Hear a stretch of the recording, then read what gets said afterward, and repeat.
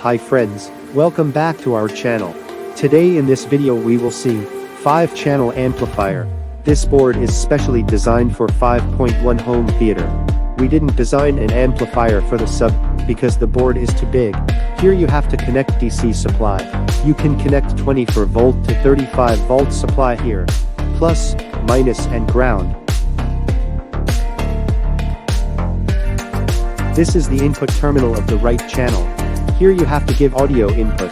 And here you have to connect the speaker. This is the input connector for the left channel. And here you have to connect the speaker. You can use 8 ohm or 4 ohm speaker here. This is for surround right. If you are new on this channel then subscribe this channel. And press the bell icon to get notification of new videos. These input connectors are for surround left. And here to connect the speaker. If you like our video then give a like to this video.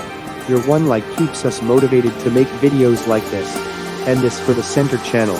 One of our subscribers had requested to make this board. Comment below if you also want to design such a board. These boards are designed for complementary transistor TSC5, 2, 00, and TS019 for 3 transistor. You have to use 63 volt capacitors here. Comment if you have any doubts related to this circuit. We already have uploaded video on 200 watt mono amplifier. You can check that and download PDF. Now let's see how to connect this board to 5.1 board. You have to connect potentiometer on all inputs. This is how you have to connect. The right output that comes out from decoder board is what you have to connect to the first pin of the potentiometer. And you have to give the output from the middle pin of potentiometer to the input of the amplifier. The last pin of the potentiometer, which has black wire in the picture, is ground. Rest of the outputs have to be connected in the same way. You will need a separate amplifier for the subwoofer to work.